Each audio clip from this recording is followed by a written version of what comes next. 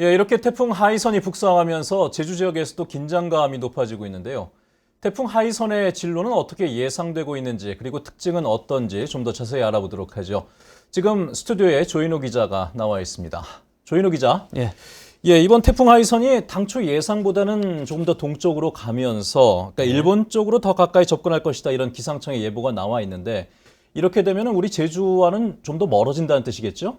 네, 그렇습니다. 우리나라 기상청의 전망대로라면 제주도는 일단 최악의 상황은 피하게 되는 건데요. 먼저 기상청이 예상한 태풍 진로부터 보시겠습니다.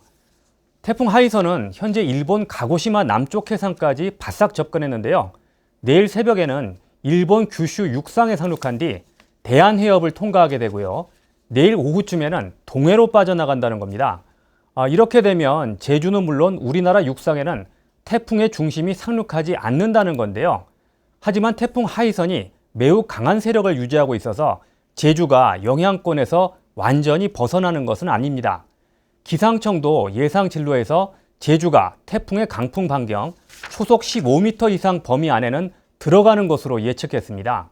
하지만 지도에 좀 더 짙게 표시된 부분이죠.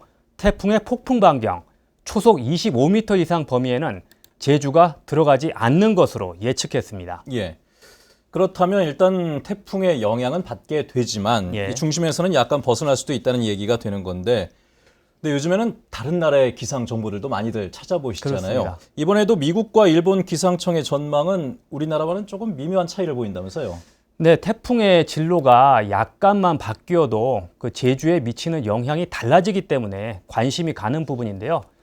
먼저 미국 합동태풍경보센터의 예상 진로부터 보시겠습니다.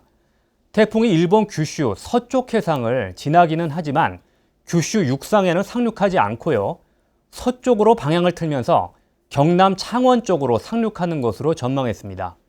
제주가 태풍의 중심에 더 가까워진다는 이야기고요. 다음은 일본 기상청의 예상 진로입니다. 미국과 마찬가지로 태풍이 일본 규슈에 상륙하지 않고 부산 쪽으로 상륙하는 것으로 예상했고요.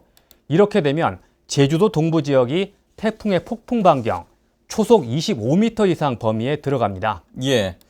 자, 어쨌거나 오늘 밤 그리고 내일 아침까지는 제주도 부근을 통과하는 만큼 긴장을 늦춰서는 안 될 것 같습니다. 자, 마지막으로 이번 태풍은 어떤 특징을 갖고 있는지 한번 정리를 부탁드리죠. 네, 기상청은 태풍 하이선을 어제 한때 초강력 등급으로 분류했습니다. 초강력은 올해부터 신설된 개념인데요.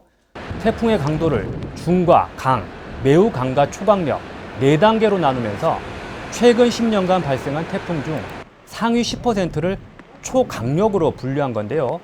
태풍이 북상하면서 지금은 매우 강으로 한 단계 낮아졌습니다.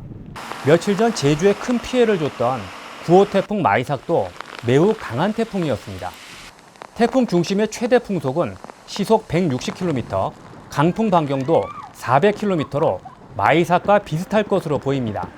특히 우리나라 북쪽에서 내려온 찬 공기와 태풍이 부딪혀 산지에는 300mm 이상, 해안 지역에도 100에서 200mm의 폭우가 내릴 것으로 예상됩니다. 예. 아직 태풍 마이삭의 피해 복구도 제대로 시작을 못한 상황인데 걱정되는 부분입니다. 여러분들께서도 대비 잘 하시기 바랍니다. 조인호 기자 수고 많으셨습니다. 예.